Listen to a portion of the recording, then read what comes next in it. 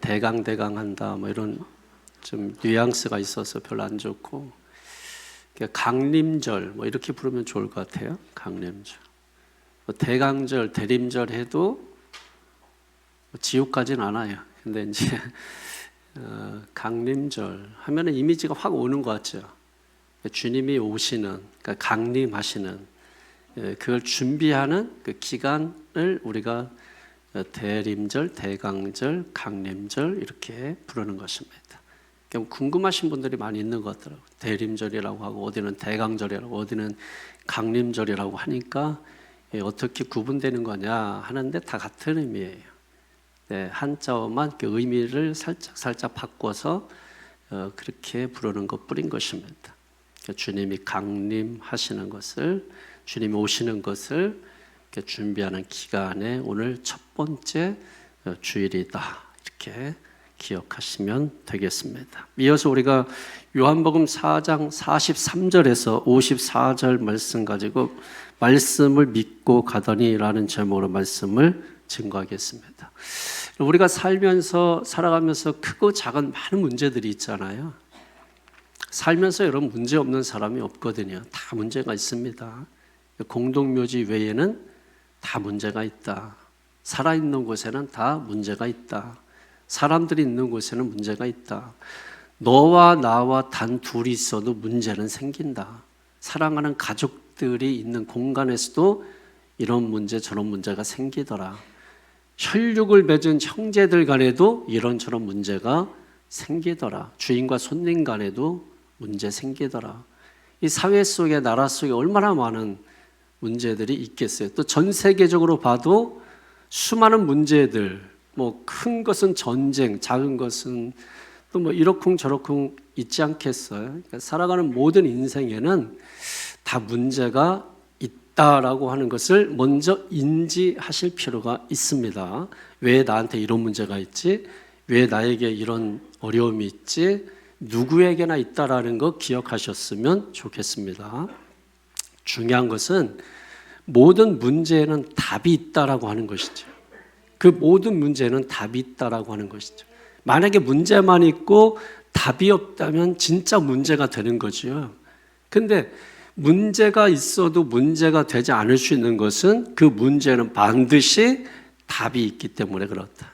그러면 우리가 인생을 살다가 문제가 있을 때 그 문제를 어떻게 우리가 풀 수 있느냐? 간단하잖아요. 그 답을 가지고 있는 그분에게 나아가면 되는 거죠. 그럼 인생을 지으신 분이 누구냐? 우리 주님이시죠? 그러니까 우리가 문제가 있을 때 그 문제를 가지고 세상에서 배회하고 방황할 것이 아니라 그 인생의 문제를 해결하실 수 있는 답을 가지고 계신 그 주님께 나아가야 하는 것이죠.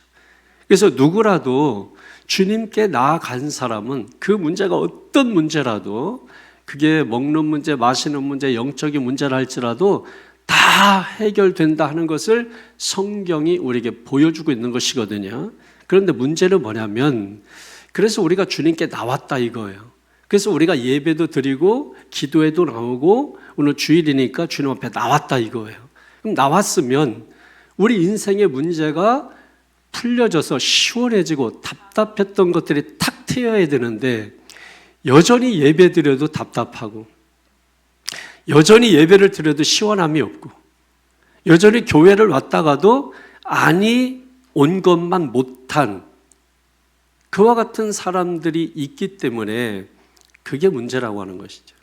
그러면 분명히 문제가 있어서 문제의 답을 가지고 계신 그분에게 왔으면 그 답을 보고 풀 수 있어야 되는데 풀지 못한다 이거예요. 그 이유가 뭐냐는 거예요. 오늘 성경은 그 이유를 설명해 주고 있는 겁니다. 그래서 이렇게 시작합니다. 43절에 이틀이 지나매, 이틀이 지나매 이렇게 시작하죠. 그럼 예수님께서 이틀 동안 어디 계셨다는 거잖아요.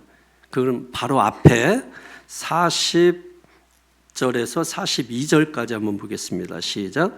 사마리아인들이 예수께 와서 자기들과 함께 유하시기를 청하니 거기서 이틀을 유하시매 예수의 말씀으로 말미암아 믿는 자가 더욱 많아 그 여자에게 말하되 이제 우리가 믿는 것은 네 말로 인함이 아니니 이는 우리가 친히 듣고 그가 참으로 세상의 구주신 줄 알미라 하였더라. 아멘. 자, 지금 예수님께서 이틀이 지남에 하고 오늘 본문을 시작한단 말이에요. 그러면 이틀 이전에 어디에 계셨다고 말씀하냐면 사마리아에 계셨다라고 말씀하는 거예요. 사마리아에 왜 계셨는지는 아시죠?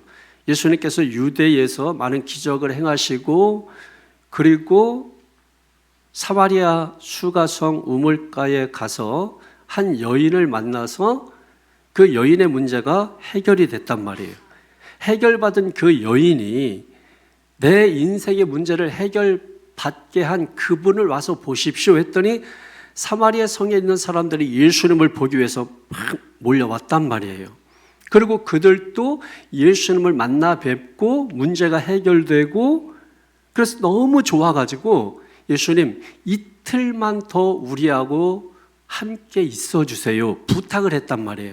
그래서 예수님께서 이틀 동안 그들과 함께 계시면서 소위 사마리아 부흥회가 일어난 거예요. 그 사마리아 부흥회가 일어나서 사마리아에 큰 부흥이 일어나게 되었다 하는 것이에요. 그런데 여러분 잘 유념해서 보시면 이 사마리아 성에서는 기적이나 표적이 없어요. 오직 주님의 말씀밖에 없어요. 주님의 말씀으로 변화가 됐다. 주님의 말씀으로 사람들이 수준이 달라졌다. 질적인 수준이 달라졌다. 삶의 질이 달라졌다. 그러니까 기적과 표적을 통해서 사람들이 달라진 게 아니라 사람들이 말씀을 통해서 달라졌다는 거예요. 말씀을 통해서 변화됐다는 거예요. 이게 사마리아 부흥의 특징입니다.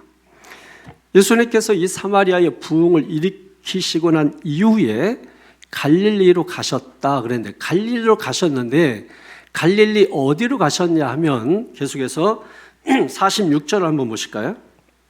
시작. 예수께서 다시 갈릴리 가나에 이르시니 전에 물로 포도주를 만드신 곳이라 왕의 신하가 있어 그의 아들이 가버나움에서 병들었더니 아멘. 자, 여러분 이 말씀 이상하지 않나요? 예수님의 고향이 어디예요? 태어나신 곳은 유대 베들레헴이지만 자라신 곳은 나사렛이죠. 나사렛이 어디입니까? 갈릴리예요. 그러니까 갈릴리 지방에 나사렛이라고 하는 동네가 있었던 거예요. 그러면 유대에서 사마리아를 거쳐서 갈릴리에 오셨다면 어디로 가야 돼요?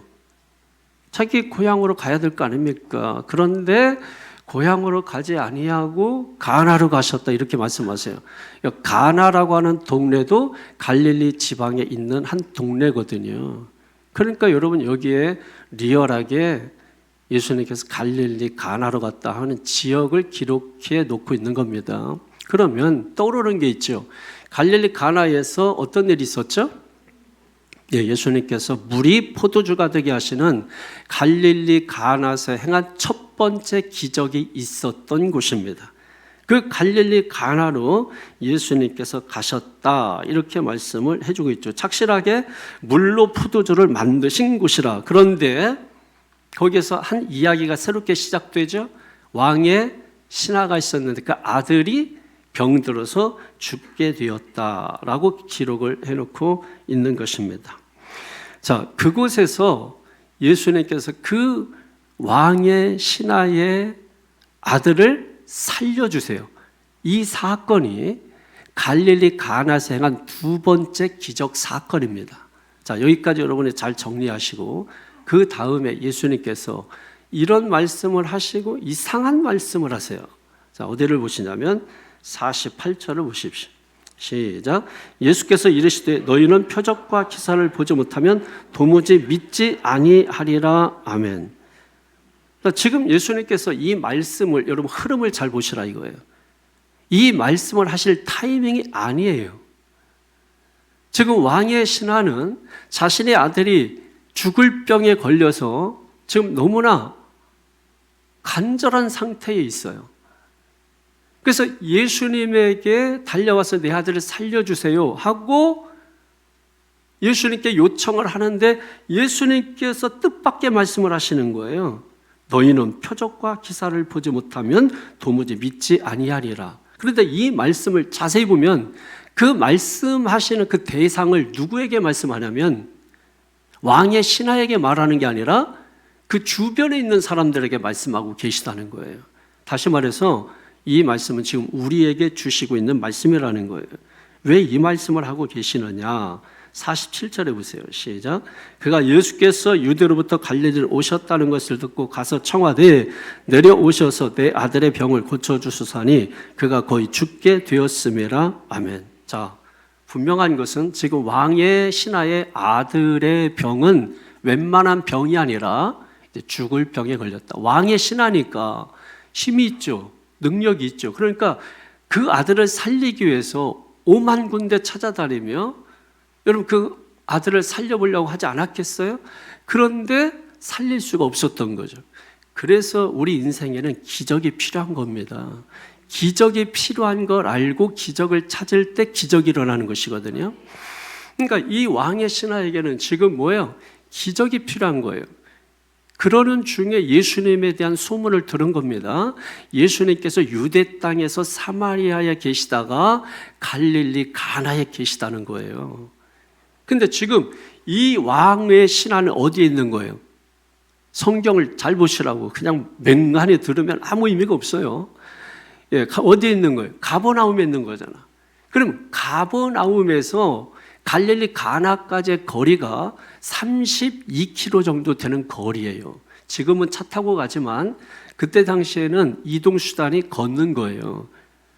그럼 걸어서 32km를 여러분 걸어가시면 이게 하루 종일 걸어도 뛰고 걸어도 사실 하루에 가기 쉽지 않아요. 아니면 뭐 새벽에 2-3시에 일어나서 뭐 열심히 뛰어가고 걸어가면 밤중에는 도착할 수 있을지 모르겠는데 한 이틀 정도 걸린다고 보면 맞는 거죠. 그러니까 예수님의 소문을 듣고 예수님을 만나기 위해서 그 먼 거리를 걷다 뛰다 달려왔단 말이에요. 그리고 내 아들이 지금 죽을 병에 걸려서 죽기 직전입니다. 그러니 당신이 내려가셔서 내 아들을 좀 살려주십시오 하고 간절하게 좀 요청을 하고 있는 것이거든요. 그래서 49절에 더 간절합니다. 이렇게 말하잖아요. 신하가 이르되 주여 내 아이가 죽기 전에 내려오소서. 내 아들이 지금 죽을지도 모릅니다. 그러니 빨리 가셔야 합니다. 지금 막 간절하게 부르짖고 있는 것이에요. 그런데 이렇게 절박한 심정으로 예수님에게 부르짖고 요청하고 있는데 예수님은 전혀 앞뒤가 맞지 않는 말씀을 하고 계시다는 거예요. 그게 뭡니까? 너희는 표적과 기사를 보지 못하면 도무지 믿지 아니하리라. 예수님께서 왜 뜬금없이 이 말씀을 하실까? 예를 들면 여러분 누가 아파서 병원을 찾아가면 의사가 첫 번째 하는 말이 뭐예요? 어디가 아파서 오셨느냐, 얼마나 아프냐 물어볼 거 아닙니까? 당연한 수순이잖아요. 그런데 예수님께서 정말 그것도 그냥 대충 아픈 게 아니라 죽을 정도로 아픈 건데, 죽을 수도 있는데, 그래서 살려달라고 도와달라고 하는데 예수님께서 전혀 어디가 아프냐, 왜 왔냐, 뭐 이런 말씀하지 아니하시고 앞뒤가 맞지 않는, 타이밍도 맞지 않는 그런 말씀을 하셨다는 그 이유가 무엇일까라고 하는 거죠. 예수님이 하셨을 때는 다 이유가 있지 않겠습니까? 그래서 그 이유를 우리가 잘 찾는 게 중요해요. 51절에서 53절을 이어서 한번 읽겠습니다. 51절에서 시작. 내려가는 길에서 그 종들이 오다가 만나서 이야기가 살아있다 하거늘 그 낮게 시작한 때를 물은즉 어제 7시에 열기가 떨어졌나이다 하는지라. 그의 아버지가 예수께서 네 아들이 살아있다 말씀하신 그때인 줄 알고 자기와 그 온 집안이 다 믿으니라. 아멘. 자, 예수님께서 지금 뜬금없이 앞뒤가 맞지 않는 이 말씀을 하시는 그 이유가 있어요. 그 아이가 지금 급하고 그 아버지도 급하고 주변 사람들도 빨리 예수님 지체하지 말고 내려갔으면 하는 그 마음이 있지만 예수님은 정말 그것보다 더 중요한 게 있단다 하고 우리에게 말씀을 주시는 거예요. 그것이 무엇인가 하면 믿음이라고 하는 것입니다. 믿음이라는 거예요. 여러분, 예수님 만나면 문제 해결을 볼 수 있죠. 왜? 예수님은 문제에 대한 답을 가지고 계시기 때문에. 그런데도 불구하고 오늘 주님은 우리에게 분명한 말씀을 주시고 싶은 거예요. 이런 거 있지 않습니까? 여러분, 예수님 왜 만나러 오셨죠? 교회 왜 오셨죠? 어떤 사람은 너무 삶이 무너져서, 어떤 사람은 사업에 실패해서, 어떤 사람은 인생이 자꾸 꼬여서, 어떤 사람은 부자 되고 싶어서, 어떤 사람은 병 낫고 싶어서 여러 가지 이유와 목적을 가지고 오지 않겠습니까? 근데 예수님께서는 그게 마음에 차지 않는 거예요. 너희가 나에게 오는 그 목적이 전부 너희들의 소욕, 너희들의 욕정, 너희들의 욕구, 그 필요를 채우기 위해서 나에게 오는구나. 그러니까 너희가 구하는 것은 말씀이 아니라 기적을 구하는구나. 지금 너도 나에게 기적을 구하러 온 거 아니냐? 여기 모여있는 너희들도 결국은 표적과 기사를 보기를 원하는 것은 말씀이 아니라 내 욕구, 내 필요를 채워주었으면 하는 그 마음으로 온 거 아니냐. 비록 그렇다 할지라도 그 표적과 기사가 일어나게 할 수 있는 그것은 다른 게 아니라 믿음이란다. 믿음을 주님께서 이 시간에 말씀을 주고 있는 거예요. 어떤 사람은 예수님을 만났을 때 그 답을 볼 수 있는 믿음이 있는 사람이 있고 어떤 사람은 그걸 보지 못하는 사람이 있습니다. 교회에 나온다고 해서 믿음이 다 같은 게 아니에요. 하나님의 말씀을 우리가 양식은 음식이에요. 음식은 먹는 겁니다. 성인이 먹는 음식, 청년들이 먹는 음식, 어린아이들이 먹는 음식, 갓난아이가 먹는 음식이 다 달라요. 그러니까 이 시간 말씀을 주고 있다고 해서 무조건 벌컥벌컥 다 먹으면 안 되죠. 어떤 사람들은 말씀을 자기가 먹을 게 아닌데 그걸 받아 먹어가지고 배탈 나신 분들이 많아요. 왜 그러느냐? 그것은 자기를 볼 줄 알아야 돼요. 갓난아기들은 뭘 먹어야 될지를 몰라요. 판단력, 분별력이 없어요. 그래서 아무거나 먹는 겁니다. 그러니까 그 정도로 영적 수준이 바닥이라는 거예요. 그리고 어떤 사람들은 뭐예요? 분별이 가능해요. 먹고 싶지만 먹지 않는 거예요. 가야 될 자리가 있고 가지 말아야 될 자리가 있다라고 하는 것을 아는 사람들이 있는 거예요. 근데 또 어떤 사람들은 뭐예요? 뭘 먹어도 다 소화시킬 수 있는 능력이 있는 사람들이 있어요. 그러니까 교회에 왔다고 해서 다 믿음이 똑같은 게 아니에요. 착각하지 마세요. 학교 갔다고 해서 같은 학교 갔다고 해서 같은 교실에 있다고 해서 같은 교복을 입고 있다고 해서 실력이 다 같은 게 아니에요. 거기에는 1등이 있고 2등이 있고 3등이 있고 꼴등이 있는 거예요. 교회와도 마찬가지인 겁니다. 어떻게 믿음이 같아요? 예수 믿음이 어떻게 같아요? 제 믿음과 여러분의 믿음이 어떻게 같아요? 제가 보는 것과 여러분이 보는 것이 어떻게 같아요? 자, 성경을 같은 본문 하나 놓고 어떻게 보는지 한번 테스트해 보실까요? 성경 같은 본문을 놓고 여러분이 믿음이 나하고 같다면 여러분이 보는 것과 제가 보는 것 어떻게 나오는지 답안지 하나 주고 여러분 해볼까요?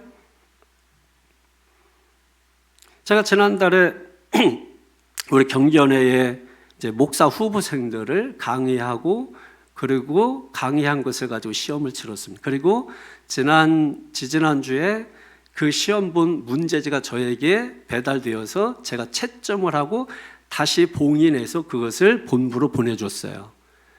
점수를 먹였습니다. 제가 100점을 2명 줬고요. 나머지는 그냥 실력이 좀 안 되지만 낙제를 줘야 되지만 그래도 어쨌든 해보려고 하는 건데 낙제는 주지 않고 낙제 바로 커트란 위에 점수를 제가 주었어요. 사실은 낙제와 같아요. 글씨도 엉망이고 쓴 내용도 엉망인 경우들이 있어요. 어떤 학생은 아주 잘 썼어요. 잘 썼다라고 하는 것이 뭐냐면 내 마음에 들었다는 거예요. 내가 강의한 내용을 하나도 빠뜨리지 않고 그 강의 내용을 잘 요약해서 정리해서 마지막 자기의 생각을 객관적이 아니고 주관적인 생각을 전부 기록을 해놓은 것이에요. 100점 해서 2명을 제가 주었어요. 그리고 어떤 아이는 정말 앞뒤로 가득 채웠어요. 내용이 많아요. 이것저것 다 써요. 제가 강의한 것도 있고, 그리고 아마 자기 실력을 뽐내고 싶었던 것 같아요. 내가 강의하지 아니한 내용까지도 거기에 막 번잡하게 기록을 해놓은 겁니다. 넌 낙제. 신앙생활도 어떤 분들은 배운 대로 하지 않아요. 목사가 한 말 가지고 얘기하지 않아요. 왜? 나는 더 많이 한다, 나는 더 잘한다, 잘났다, 뭐 이런 거를 이해하고 싶은 게 있겠죠. 드러내고 싶은 게 있는 거예요. 낙제예요, 여러분. 우리가 믿음을 가지고 있지만 중요한 것은 뭐예요? 예수님이 원하시는 믿음을 가져야 되는 거죠. 예수님이 원하는 믿음이 무엇인지를 알고 그래서 배우는 거 아니에요? 안 배우니까 엉뚱한 이야기하고 엉뚱한 믿음 갖는 겁니다. 말씀대로 가면 문제 없어요. 말씀대로 안 가니까 문제인 거예요. 말씀 듣기 싫으면 누구를 공격하면 돼요? 목사 공격하면 되는 거예요. 말씀을 직접 공격하기는 어렵죠. 그러니까 그 말씀을 대언한 목사를 공격하는 겁니다. 이게 얼마나 악한 건 줄 아세요? 이거 깨닫지 못하면 평생 신앙생활 우리가 제대로 잘 못합니다. 분명히 기억하십시오. 교회에 왔다고 해서 믿음이 다 똑같은 게 아니에요. 어떤 사람은 그 문제를 가지고 계신 예수님을 바라보는 그 믿음을 통해서 답을 보는 사람이 있고, 예수님 분명 답을 가지고 계신데도 불구하고 보는 믿음이 없기 때문에 그 답을 발견하지 못하는 사람들이 있다라는 거예요. 그래서 오늘 본문에 그 이야기를 오늘 예수님께서 한 사건을 통하여, 그리고 사마리아를 굳이 이틀을 지나서라고 이 말씀을 하시면서 그 앞에 있었던 첫 번째 기적 사건을 떠오르게 하시면서 두 번째 기적 사건을 주고 있다라고 하는 거예요. 무엇 때문에 이 두 사건을 병행해서 주시면서 오늘 본문의 요지가 바로 믿음이야 하는 것을 말씀하고 있느냐는 거예요. 자, 오늘 예수님이 원하시는 믿음, 오늘 온전한 믿음, 오늘 성경이 보여줍니다. 어떤 믿음인가? 먼저 그것부터 보여드릴게요. 52절 보십시오. 50절에 시작. 예수께서 이르시되 가라, 네 아들이 살아있다 하시니 그 사람이 예수께서 하신 말씀을 믿고 가더니. 아멘. 자, 말씀을 믿고 가더니. 자, 말씀을 믿고 갔다라는 건 어떤 의미가 있죠? 아직 결과 모른다는 얘기예요. 아직 결과 모른다는 얘기예요. 그런데 믿고 갔습니다. 저는 병원에 갔을 때 의사 선생님들이 이제 좋아질 겁니다. 그러면 환자들이요, 예, 고맙습니다. 예, 고맙습니다. 믿고 가. 병원에 갈 때도 엄청난 믿음을 가지고 가. 내가 병원에 가서 치료받고 약을 먹으면 나을 거라는 강력한 믿음을 가지고 가요. 근데 사실은 병원은 돈을 요구하지 믿음을 요구하지 않거든요. 근데 교회는 돈을 요구하지 않아도 믿음을 요구하는데 교회 올 때는 믿음이 하나도 없어. 믿음을 다 놓고 와. 계산적으로 와. 전부 돈으로 와. 돈 생각하고 와. 이게 문제라는 거예요, 여러분. 이게 믿음의 걸림이고 그게 우상이에요. 그 우상이 내 앞을 가로막고 있으니 주님 앞에 나와도 주님이 답을 가지고 있는데 그 답을 볼 수 있어야 되는데 주님이 앞에서 이렇게 답을 정면에서 보여주고 있어도 믿음은 보지 못하는 걸 보게 하는 힘이거든요. 그러니까 그 믿음이 없으니까 답을 들고 있어도 보지 못하고 있는 것이죠.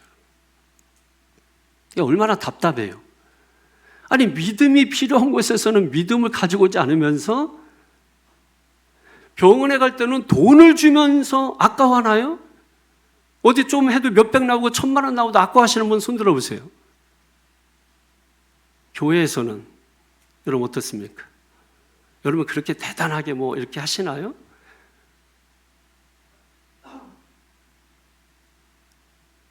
주님이 보실 때 안타까운 거예요. 얘들이 제정신이 아니구나. 얘들이 지금 이게 뭔가 잘못 생각하고 있구나. 그러니까 진짜 봐야 되는 것을 그것 때문에 보지 못하고 그것 때문에 불행하게 살아갈 수밖에 없는 거예요. 그런데 앞서서 사마리아 성 사람들 보십시오. 그 사람들은 어떤 사람들이? 개 취급을 받던 사람들, 사람 취급받지 못한 사람들, 그래서 자기들끼리 모여서 예배를 드려야 했던 사람들, 그래서 사람 기피증까지 생겼던 사람들. 그런데 이들은 하나님이 말씀만 하셔도 그 말씀으로 변화되고 그 말씀으로 부흥이 일어나고 그 말씀으로 역사가 나타났는데 너희들 그렇게 표적 기적하면서 뭐라고 말하는 거예요? 아브라함의 자손? 하나님의 선민? 선택받은 백성? 너희들의 직분이 있어? 그런데 너희들 지금 내 애가 앞에 있는데도 불구하고 구주로 믿지 못하고 있는 거 아니냐. 그 이유가 무엇이냐는 거예요. 이유는 있죠, 여러분. 44절에 보십시오. 44절에 보면 시작. 친히 증언하시기를 선지자가 고향에서는 높임을 받지 못한다 하시고. 무슨 말씀이에요? 여러분, 목사님들이 자기 고향에서는 목회를 잘 하지 않으려고 해요. 자기 동네에서는 잘 목회를 하지 않아요. 왜냐하면 그 동네에서 어렸을 때부터 다 봤거든요. 코 닦아주고 심지어 똥도 닦아주고 말썽 부리고 사고치고 이거 다 봤어요. 그러다가 얘가 청년 때 은혜 받아가지고 목사가 된 거야. 근데 사람들이 기억하는 것은 그 이전에 좋지 않은 모습을 기억하고 목사가 설교해도 웃고 있는 거야. 에이, 이 새끼 내가 너 똥 닦고 밑 닦아주고 이 새끼야. 응? 아시겠어요? 그러니까 그 사람의 본질을 못 보는 거야. 그 껍데기 때문에. 그 껍데기만 보고 그 사람의 본질을 못 보는 거야. 교회에서 이런 모습 많이 봐요. 그 본질을 보지 못하고 껍데기 봐서 결국은 실패하는 경우. 여러분, 예수님께서 왜 고향에서는 선지자가 높임을 받지 못한다 이와 같은 말씀을 하실까요? 유대인들은 예수님을 너무나 잘 알아요. 그리고 뿐만 아니라 지금 예루살렘에서 성전 정화 사건을 통해서 예수님은 완전히 유명해졌어요. 소문이 났어요. 여러분, 그 당시에 누가 성전을 뒤집어 엎어요? 그 당시에 성전을 뒤집어 엎었다는 소문이 전국적으로 소문이 다 퍼져나간 거예요. 그러니까 가버나움에 살고 있었던 사람에게도 그 예수님의 소문이 퍼져나간 거예요. 그리고 거기에 계시면서 많은 기적과 이적을 행했습니다. 유대인들은 그걸 다 보고 있었어요. 그럼에도 불구하고 너희가 나를 믿지 못하는구나. 그 이유가 무엇이냐? 어렸을 적부터 나를 봐왔다 이거죠. 그러니까 뭐예요? 뭐는 어떻고 저거는 어떻고 자기 생각, 자기 경험, 자기 주관적인 생각들 늘어놓는 거죠. 내 생각에는 내가 생각할 때는 전부 이래서 망한다는 거예요. 여러분, 믿음이 뭐예요? 자기를 부인하는 거예요. 자기 부인이 뭐예요? 내 생각, 내 주관, 내 고집, 내 경험, 이걸 내려놓는 게 믿음이에요. 예수님께서 말씀하셨잖아요. 누구든지 나를 따르려거든 자기를 부인하고 자기가 부인돼야 나를 믿고 따를 수 있단다 이 말 아닙니까? 근데 자기가 부인되지도 않은 상태에서 뭘 좀 얘기하면 자기 생각이 안 맞는다는 거죠. 뭘 좀 말하면, 뭘 좀 요구하면 뭐 거기에 자기 생각 온갖 다 갖다 붙이고, 그리고 뭡니까? 구주 되시는 예수님 그 본질을 못 보는 거예요. 껍데기만 보다가. 그러니 믿음이 생깁니까? 그 믿음이 없으니까 내 인생에 문제가 있어서 답답하고 컬컬한데 그 문제를 해결받기 위해 교회에 왔는데, 예수님 앞에까지 왔는데, 그래서 예배까지 드리고 있는데 꽉 막혀버렸으니 뭡니까? 예수님이 다 보여주어도 그걸 보지 못하고 돌아가는 거예요. 그러니까 문제를 계속해서 끌어안고 살고 있는 것입니다. 그러니까 문제 속에 침체되어 가는 것이죠, 여러분. 침착되어 가는 것이죠. 요즘 이제 대형 교회에서 이게 후임자, 목사님 이제 후임자로 이제 이렇게 청빙할 때 보통 보면은 외국에서 좀 외국물 먹고 좀 외국어도 좀 하고 좀 박사학위도 좀 가지고 있고, 어려서부터 그러려면 어려서부터 외국에서 자라야 되는데, 얘들 보면 보통 이제 금수저들이 많아요. 대형교회 목사님 자녀라든지 뭐 돈 많은 장로님의 자녀라든지. 그래야 어려서부터 외국 가서 생활하고 공부하고 이거 할 거 아닙니까? 그러니까 거기서 스펙이 좀 있는 거죠. 그러니까 나이도 한 40대 중반 정도 이렇게 해요. 그럼 얼마나 젊어? 그럼 그 이전에 1세대 목사님들이 정말 전쟁과 가난을 겪으면서 그 엄청난 교회를, 큰 교회를 세웠단 말이에요. 근데 얘들은 고생 한 번도 안 해본 애들. 외국물 먹어가면서 그러면서 이제 공부만 한 아이들인데 스펙만 보고서 얘들을 데려다가 놓고 그리고 나서 많은 교회가 지금 문제에 휩싸여 있어요. 한 교회 정도가 아니라 이 교회 저 교회가 이런 문제에 대해서 많은 문제점들을 가지고 있어요. 왜 이런 현상이 나타날까? 이게 안 되면 또 두 번째 청빙 조건이 뭐냐면 대형 교회의 부목사예요. 그래서 대형 교회의 부목사 되려고 요즘 젊은 목회자들이 작은 교회에 교육 파트에 오질 않아요. 서로가 대형 교회 부목사 하려고. 그렇게 해야 큰 교회로 갈 수 있다는 거야. 그럼 여러분, 작은 교회 부목사들이나 교회에서 설교 여러 번 해보지. 큰 교회 부목사들은 그 교회에서 설교할 수 있는 기회가 그렇게 많지 않아요. 경험도 없고 고생도 안 해보고 그 사람들 갖다가 딱 앉혀놓으니 여러분 그 교회가 당연히 힘들죠. 머리 좋은 것만 가지고 하는 거 아니잖아요. 사람들을 이해할 수 있어야 되고 이렇게 저렇게 이야기가 있어도 그런 걸 끌어안고 가야 되고 뭐 하는 여러 가지 행정적 뭐 여러 가지 목회적 이런 것들이 있거든요. 감당을 못하는 거죠. 그러니까 일찍 떠나시는 분들도 계시고 대책 없이 그냥 밤에 도망가시는 분도 계시고 본인들도 견디지 못하는 거예요. 겉보기에 좋아서 왔는데 내면을 보니 너무나 많은 문제들이 있는 거예요. 왜 이런 현상들이 일어나냐? 가만히 생각을 해보니까 간단합니다. 그 교회에 가장 가까이에 있으면서 수년 동안 그 교회에서 부교역자로 사역자로 땀 흘리고 희생하고 고생하고 눈치고 성도들 차 운전해주고 그렇게 가깝게 있었던 사람들, 가까운 사람들에 대해서는 전혀 관심이 없는 거예요. 소홀히 하는 거예요. 여기에서부터 문제가 시작된다 이거예요. 여러분도 그렇지 않아요? 여기 앞에 있는 위 목사보다 방송에 나오고 아니면 대형교회 목사 거기에 더 시선 가지 않나요? 그리고 제가 몇 마디 하는 것보다 그분들이 어떤 말하면 거기에 다 쏠림 현상이 일어나지 않나요? 그래서 눈돌림 현상들이 나타나지 않나요? 그래서 여러분 엉뚱한 짓 하고 계시잖아요. 다른 데 귀 기울이고 있고. 이게 왜 이런 현상이 일어난 줄 알아요? 내 주변에 내 가까이 있는 사람들을 소홀히 여겨서 그런 거예요.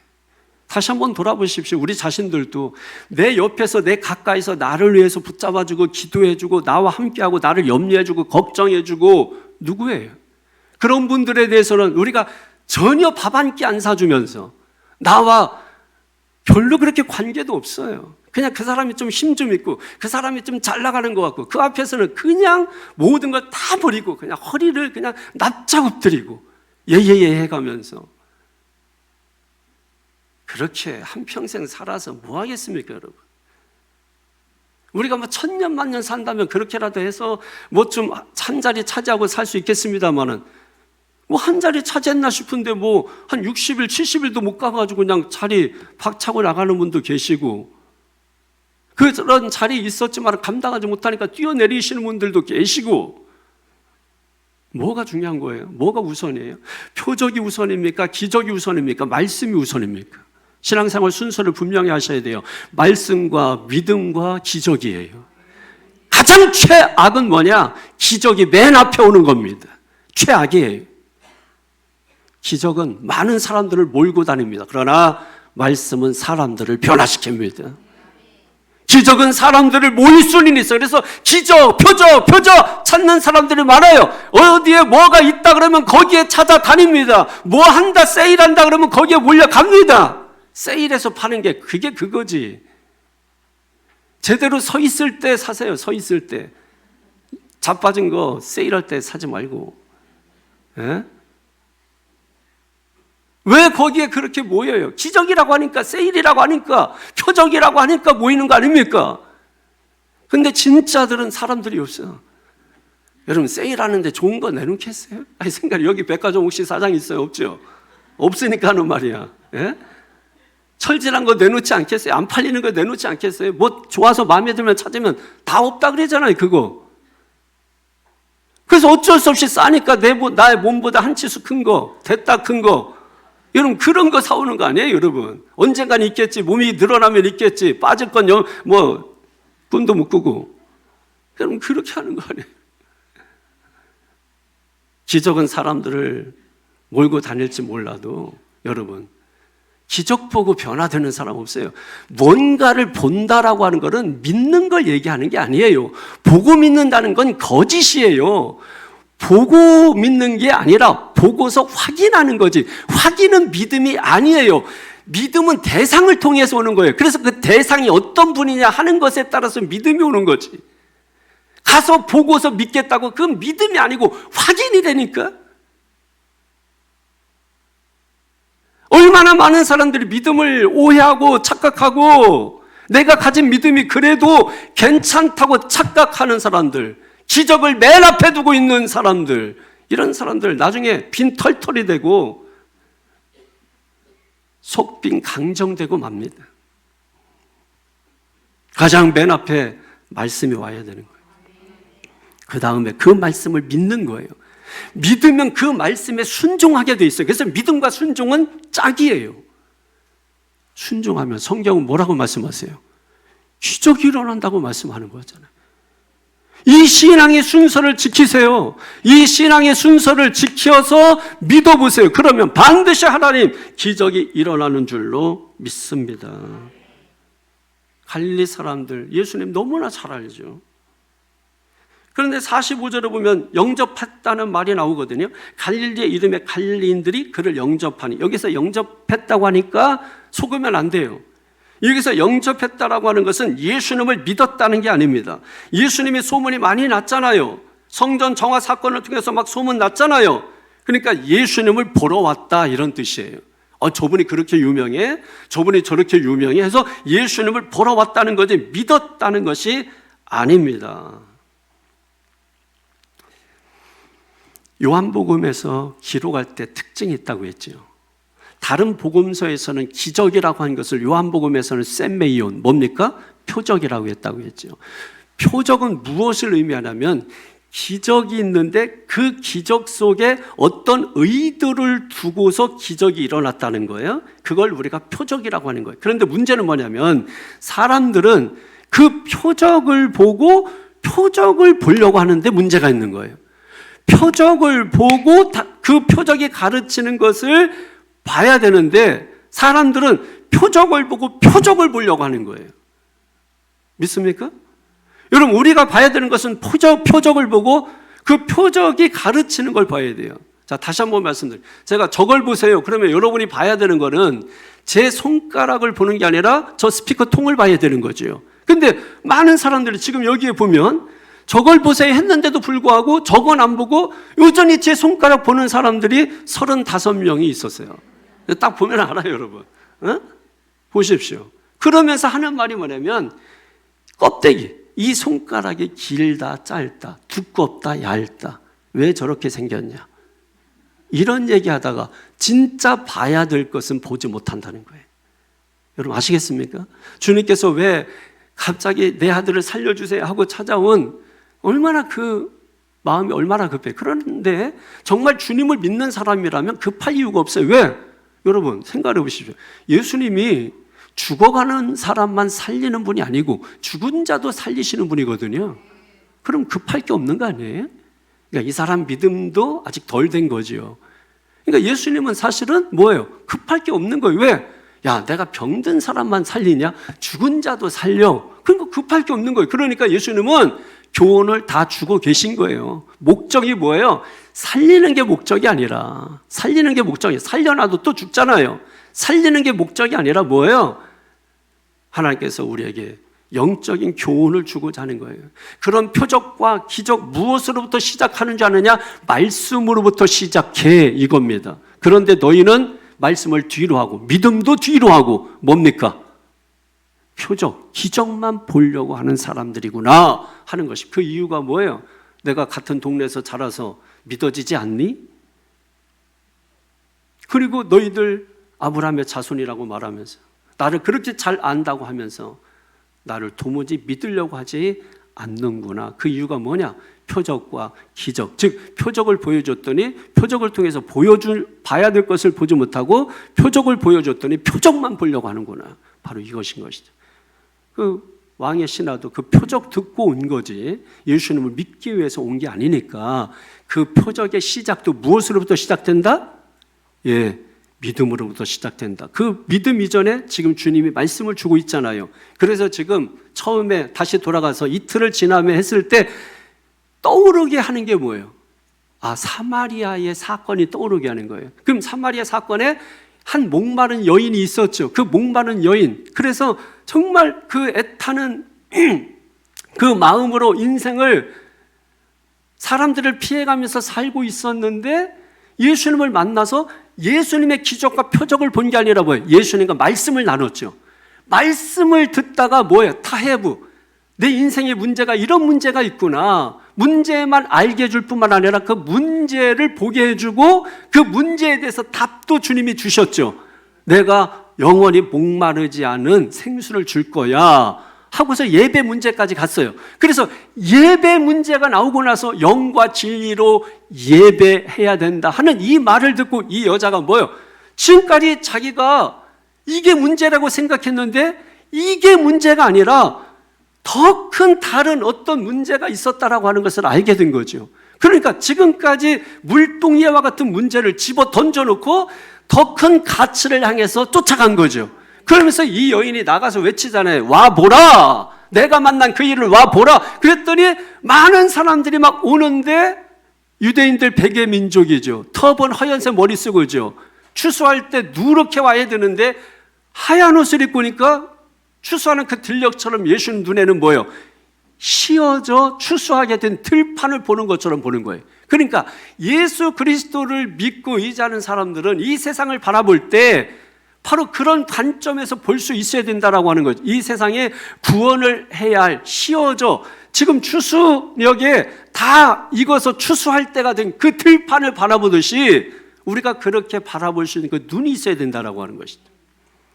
이 여인이 표적이 하나도 없었습니다. 기적이 하나도 없었습니다. 무엇을 통해서 이루어졌죠? 오직 말씀을 통해서 이루어졌어요. 그리고 나서 이 여인을 통해서 사마리아 사람들이 많이 모였어요. 그리고 예수님 이틀만 더 유예해 주세요 한 그 자리에서 어떤 기적도 없었어요. 어떤 표적도 없었어요. 오직 뭐예요? 말씀만 있었고, 그리고 앞서서 42절에 보면 이 사마리아 사람들이 여자에게 이렇게 말합니다. 이제 우리가 믿는 것은 네 말로 인함이 아니니. 자, 내가 지금까지는 네가 말해준 것으로 예수님을 믿었는데 이제부터는 네가 말해주는 말이 아니라 예수님이 하시는 말씀을 친히 듣고 그가 참으로 세상의 구주이신 줄 알면 하였더라. 여러분, 이 구주라는 말이 처음에 예수님의 제자들로부터 나온 말이 아니에요. 유대인들로부터 나온 말이 아니에요. 자칭 선민이라고 말하는 이 사람들로부터 구주라는 말이 나온 게 아니에요. 천시받고 손가락질 받고 개취급을 받았던, 도대체 예수를 믿지 않을 것 같았던 그 사마리아 사람들의 입을 통해서 구주라는 말이 처음으로 나온 겁니다.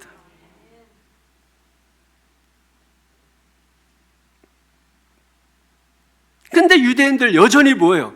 하나님의 선민이라고 하면서 자기들의 특권이 있다고 하면서 여전히 예수님을 구주라고 믿으려고 하는 게 아니라 뭐예요?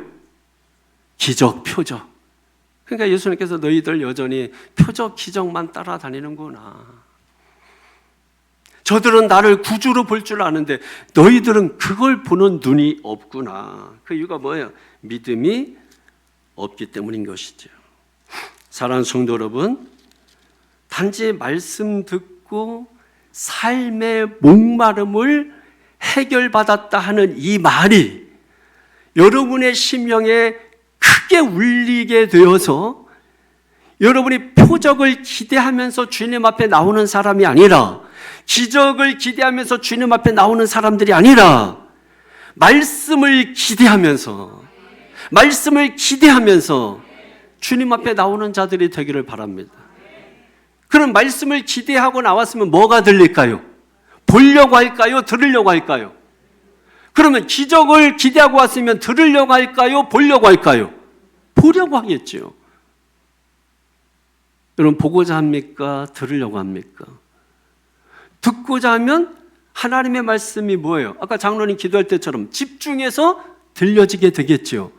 그 말씀이 들려져서 내 마음에 믿으면 그게 믿음이죠. 그 믿어진 것은 행함으로 나타나는 거죠. 그래서 믿음은 행함과 짝이에요. 같이 가는 거예요.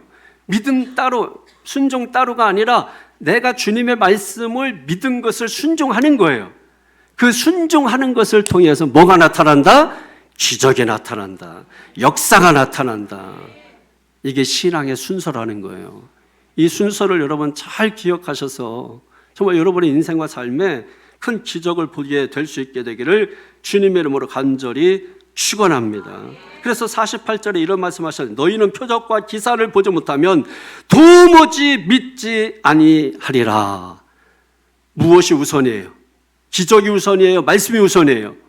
말씀이 우선입니다. 이거 분명히 하십시오. 기적을 보고 갈 거예요? 말씀을 듣고 갈 거예요?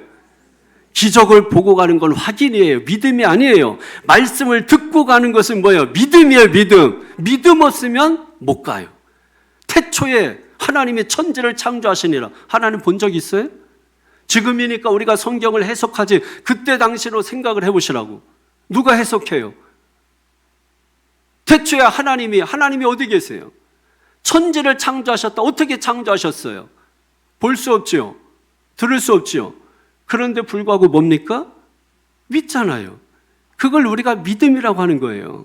그래서 요한복음 20장 29절에 도마가 예수님을 보기를 원했어요. 그때 예수님께서 만져봐라, 직접 봐라. 그랬더니 차마 도마가 예수님 앞에 놓고 만져볼 수가 없었어요. 그러면서 그 자리에서 뭡니까? 믿습니다. 그렇게 고백을 했단 말이에요. 그러니까 주님께서 그때 하신 말씀이 뭐냐면 도마야 보지 않고 믿는 믿음이 복되다 이렇게 말씀하신 거예요. 보고 믿는 믿음이 아니라 보지 않고 믿는 믿음이 복된 믿음이라는 거예요.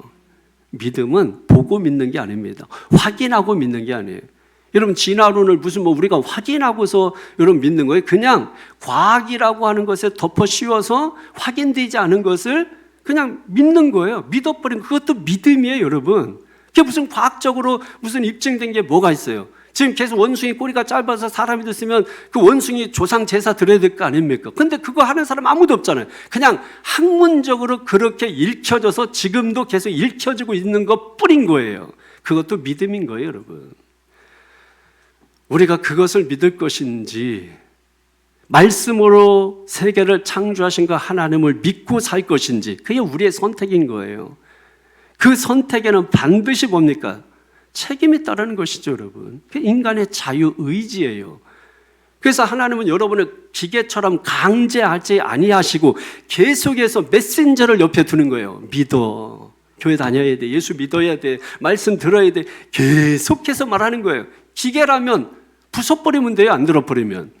인격이잖아요. 인격은 뭡니까? 계속 말을 하는 거예요.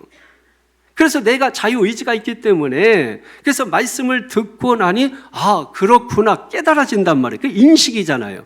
그 인식이 되고 깨달음이 있게 되면 그걸 받아들인단 말이에요. 받아들인단 말이에요. 그걸 우리가 뭐라고 말해요? 믿음이라고 하는 거예요. 믿음이라고 하는 거예요. 그러니까 오늘 말씀을 듣고 여러분이 마음 가운데 믿어지고 깨달아지고 여러분 그런 일이 있다면 여러분 마음 가운데 믿음이 씨 뿌려지기 시작한 거예요. 믿음이 자라나기 시작한 거예요. 내 속에 믿음의 역사가 있기 시작한 거예요.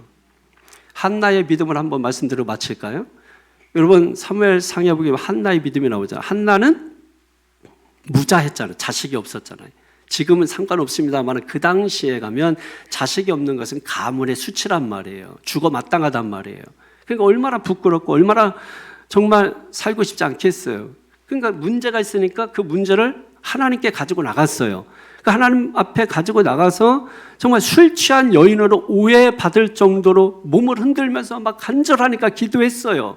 엘리 제사장이 그걸 보고서 제정신이라면은 기도 열심히 하고 있구나 뭐 이래야 되는데 너 술 먹었니? 이랬단 말이에요. 여러분 어떤 분들이 목사가 여러분 목이 안녕하세요 이렇게 하면 목사님 어제 기도 많이 하셨나 봐 이래야지. 뭐 감기 걸리셨어요, 뭐 이렇게 한다든지, 뭐 어제 고성 치르셨어요, 뭐 이렇게 한다든지. 그럼 여러분 신뢰 아니에요? 왜냐면 영적으로 이게 엘리 제사장이 어떻습니까? 그 당시에 엘리 제사장 그 아들도 제대로 키우지 못했고 또 자신도 뭐예요? 나이가 들어서 그런지 몰라도 어쨌든 제사장직을 제대로 감당 못했어요. 영적으로 완전히 타락한 사람이에요. 그런데 잘 들어보세요. 사무엘상 1장 제가 읽어드릴게요. 17절에서 18절에 보면 엘리가 대답하여 이르되 평안히 가라. 이스라엘의 하나님이 네가 기도하여 구한 것을 허락하시기를 원하노라 하니. 잘 들으십시오. 지금 엘리가 그 영적으로 타락한 엘리 제사장이 엘리 목사가 말하는 거예요. 평안히 가라. 이스라엘의 하나님이 네가 기도하여 구한 것을 허락하시기를 원하노라. 이르되 당신의 여종이 당신께 은혜 입기를 원하나이다 하고 가서 먹고 얼굴에 다시는 근심빛이 없더라. 이게 성경이에요. 지금 여기에 기적이 있습니까? 여기에 표적이 있습니까? 지금 이 여인은 결과를 아직 보지 않았어요.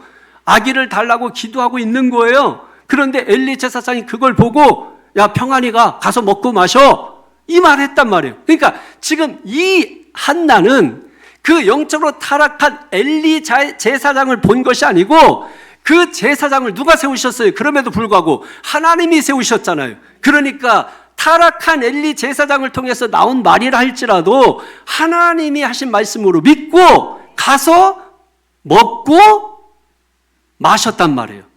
그리고 다시는 근심이 없었단 말이에요. 그래서 나중에 얻은 자식이 누구예요? 그 유명한 사무엘 아닙니까? 사무엘만 얻은 게 아니죠. 성경에 사무엘만 드러나서 그런 거지. 그 외에도 다른 자식도 또 얻게 된 무자한 자가 하나님 앞에 기도해서 말씀만 믿고 가서 그런 기적을 보았지 않습니까? 백부장의 믿음도 잘 알잖아요. 군인이잖아요. 예수님께 가서 내 아들의 병을 고쳐주세요. 그 중간에서 만났죠. 그래서 가자 예수님께서. 그랬더니 아닙니다. 올 필요 없습니다. 말씀만 하십시오.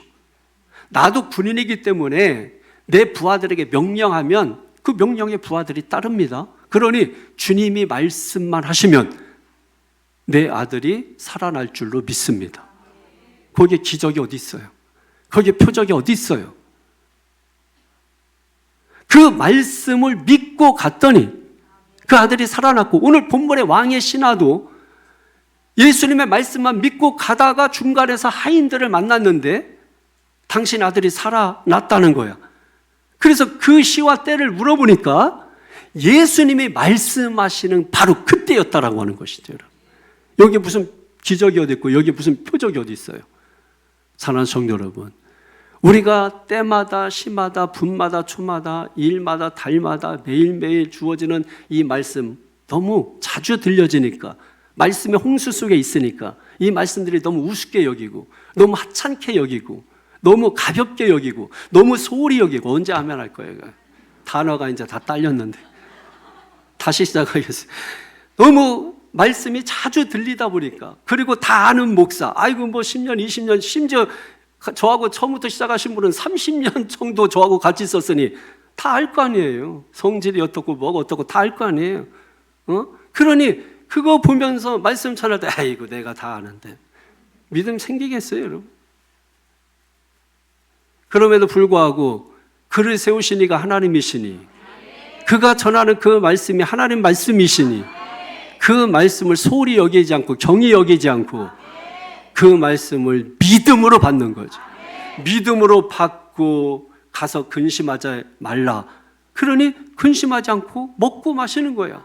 이미 응답된 줄로 믿고, 이미 축복받은 자인 걸 믿고, 이미 복된 자인 걸 믿고, 그랬더니 결과가 나타나더라. 결과를 미리 본 게 아닙니다. 오늘 말씀이 여러분에게 실시간으로 지금 임하고 있습니다. 한 쓸데없는 망둥이 뭐 숭어 잡는다고 난리치지 말고, 좀 말씀을 좀 이 시간에 한번 낚아채 보십시오. 그거 한번 먹어서 구워 먹어봤자 그거 뭐 입만 버리지. 말씀 한번 제대로 걸리면 내 영혼을 살립니다. 내 영혼을 살려요. 평생을 살립니다. 그 말씀이 내 영혼의 낚싯줄에, 낚싯바늘에 탁 걸려서 이 시간 여러분 귀에 쏙 들어오기를 주 예수 이름으로 축원합니다. 그래서 이 말씀을 믿고 여러분이 가더니, 말씀을 믿고 가더니, 그러면 기적이 일어날 줄로 믿습니다. 언제 기적이 일어났다고요? 예수님이 말씀하실 때. 그러니까 지금 여러분 기대하십시오. 지금 주님이 말씀하시는 거잖아요. 지금 여러분 기적이 일어났다고요. 사업에 기적이 일어났다고요. 직장에 기적이 일어났다고요. 가정에 기적이 일어났다고요. 왜 믿지 못합니까? 수신 근심이 없어야 되죠. 이미 주님이 이 시간에 여기서 말씀하셨다. 나중에 가다가 누군가를 만나고 엄마 집안의 문제가 해결됐어. 사업이 해결됐대. 그때를 물어보라고. 그러면 말씀 전할 그때예요. 이게 무슨 의미인지 아세요? 그때 딱 떠오르는 말씀이 있다. 그때 목사님이 그때 이 말씀 주셨는데 그 말씀 내가 놓지 않고 그 말씀 붙들고 인내했더니 하나님이 이런 기적을 행하시는구나. 할렐루야. 말씀이 기적입니다. 말씀이 기적입니다. 말씀, 믿음, 기적. 이 은혜가 여러분 가운데 풍성하게 넘쳐나기를 우리 주 예수 그리스도 이름으로 축원합니다. 기도하겠습니다. 거룩하신 아버지 하나님, 중요한 것은 기적이 아니라 말씀으로부터 기적이 일어나야 한다는 것입니다. 말씀에 우선권을 두어야 우리의 신앙과 믿음의 파괴력이 생기는 줄로 믿습니다. 그러므로 항상 말씀이 먼저인 걸 믿게 하여 주시옵소서. 말씀에 대한 기대감으로 신앙생활하게 하여 주시옵소서. 말씀으로 시작하게 하여 주시고 마무리는 주님께 맡기게 하여 주시옵소서. 반드시 주님이 완성시켜 가실 줄로 믿습니다. 맡기는 것이 믿음인 줄로 믿습니다. 하나님의 말씀 듣고 믿고 순종하여 기적을 보는 사랑하는 모든 교우들 되게 인도하여 주옵소서. 축복하고 예수님 이름으로 기도하옵나이다. 아멘. 우리 한번 옆 사람 인사 먼저 해볼까요?